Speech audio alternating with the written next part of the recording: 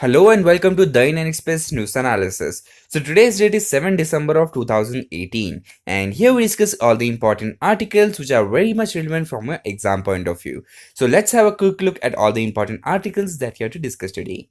Before that, if you have not subscribed to my channel Military Mantra, please subscribe because here you get daily The Hindu analysis along with Indian Express analysis in Hindi and English. And if you go to playlist, you'll find lectures on Indian polity and economics.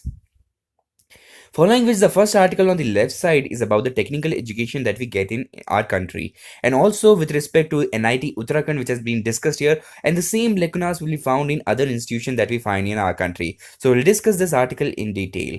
Following which, the next article over here is about Denmark. So what you need to understand here is most of the refugees who are actually entering Denmark will be actually moved to a particular island which is completely uninhabitable. So we need to understand, is it not against humanity to send actually refugees to a particular island wherein there is no place or basically not even habitable for normal human to live? So this is something which we'll discuss in detail. Following is the next article over here in the center is about the farmer crisis. As we understand, most of the farmers are moving towards Delhi because they have particular demands. Like they have a demand for minimum support price, the loan waivers. So we'll try to understand how this crisis will actually help the landless farmers which are actually a part of this particular protest here.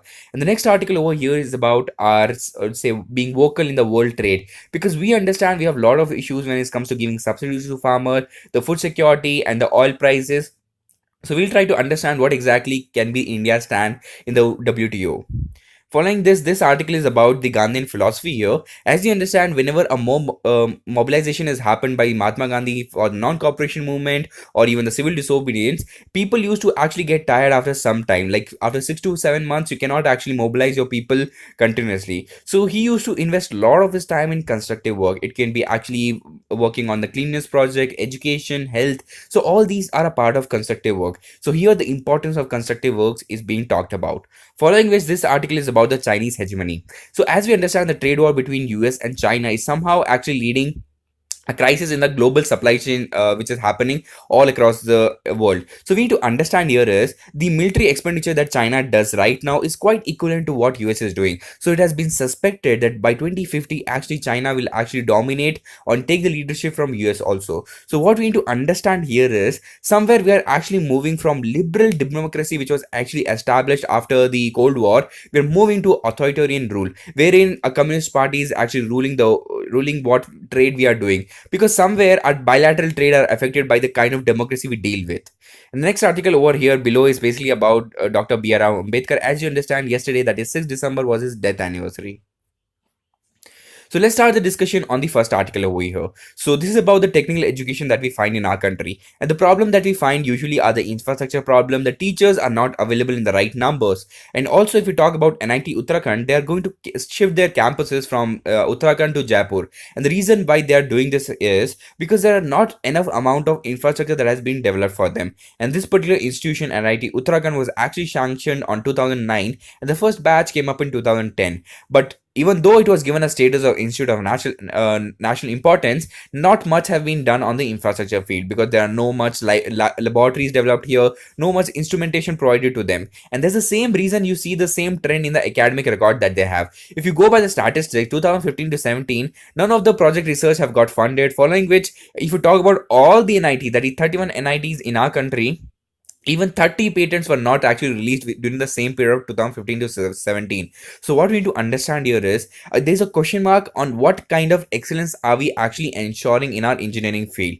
In order to make sure our engineering fields in our country are very much well equipped, we need to make sure the right amount of infrastructure is provided. All amount of corruption that is happening in any level of bureaucracy has to be reduced. Also, even in the 2013 flood which was faced by Uttarakhand, a lot amount of damage has been done to this particular institution here. So we need to make sure what all the institution of national importance has to be given care. And also, instead of developing so many ITs and NITs, what we can actually do is there are already so many existing institutions which can be developed and brought into a status of national importance. So this is something which we can really do. Following which, the next article is about Denmark. As we understand, first let's have a look at the map here. So capital of Denmark is basically Copenhagen, and you can see the most important sea here like North Sea, Baltic Sea, and there's one country which touches it like Germany, and adjacent to that you can see Norway and Sweden also.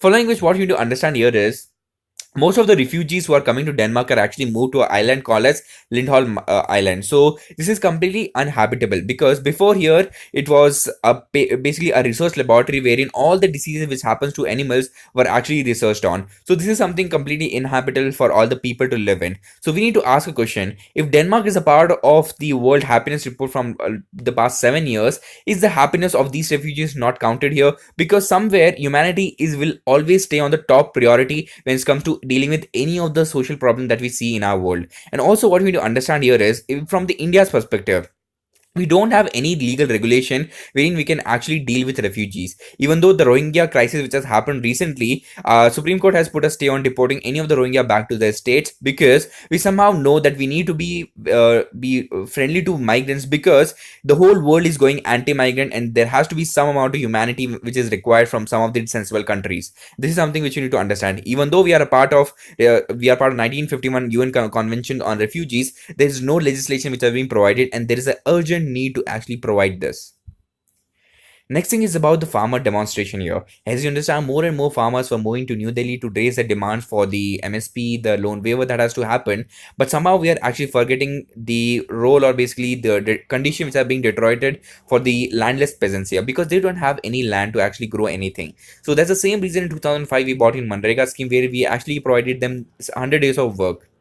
But somehow there are some proponents who says Manrega is not a very effective scheme, because the kind of work or nature of work that you provide them is not constructive in nature when it comes to the economy of our country. Some are just digging holes and they are getting money for it, and it's of no use of digging those holes. So that is something which we understand. And the next thing is, some of the proponents are saying that the future lies in the factories and the IT infrastructure that we are developing, and not in the agriculture field. But we need to understand, most of the people are dependent on agriculture, so that we cannot avoid agriculture altogether. But what we can do definitely is switching, or basically diversifying our income. We can go into the dairy farming, we can go into beekeeping, and somewhere we can diversify our income so that we can double the income of our farmer by 2022.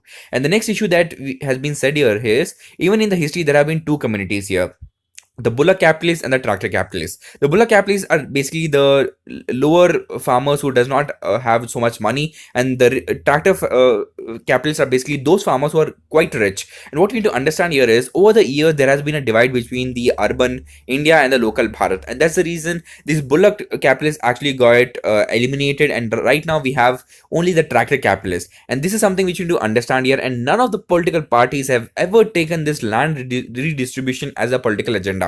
So this is something which you need to understand and implement. Only then we can actually solve the whole problem which we see when it comes to landless farmers. And there is a suggestion that we can actually build in a lot of industrial corridor, wherein under the Land Acquisition Act we can actually acquire a lot of land and do the required changes that was supposed to be done long back by various political parties.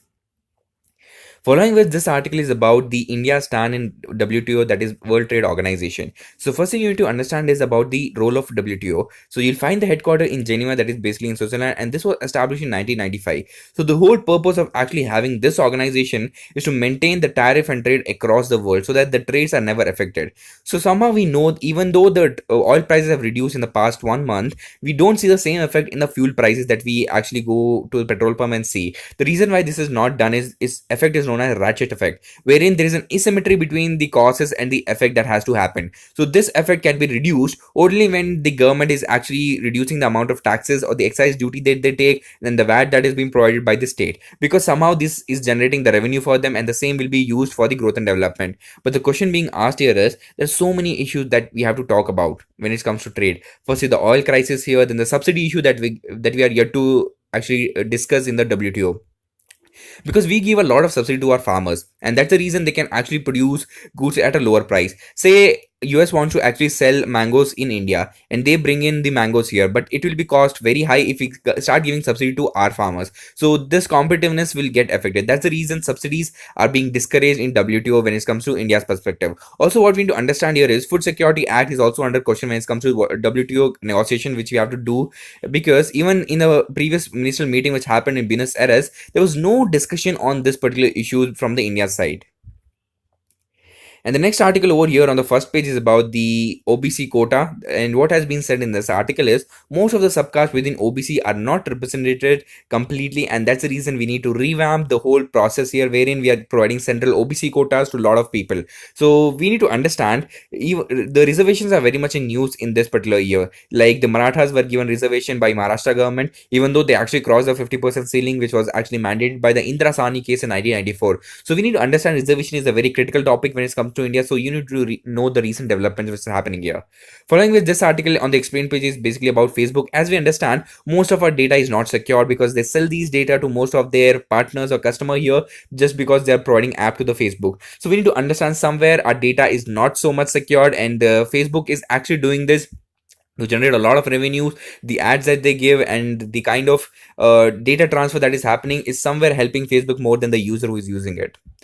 Following with the next article is about the Sri Lanka crisis, and the parliament is actually going to go for the vote here. It's saying that who has the confidence here. So this is going to actually have the stability in Sri Lanka, and somewhere this will help us actually creating a trinity between India, Sri Lanka, and Maldives. Because if Mahinda Rajapaksa comes into power as a prime minister again, he is basically pro-Chinese, and the relation between India and Sri Lanka might get affected. So that's all for today, guys. Let's just revise everything that we discussed on the editorial page. The first article which we discussed is about the WTO, the India's role, following which the farmers' demonstration, what are their demands, following which the refugee crisis which might happen in Denmark because they're sending a lot of refugees to a particular island. And then we understood about the scenario of our technical education in our country and how exactly can we develop. So that's all for today, guys. I hope this video helped you a lot. If this helped you, please like this video and share it among your friends. Thank you and have a nice day. Jai Hind.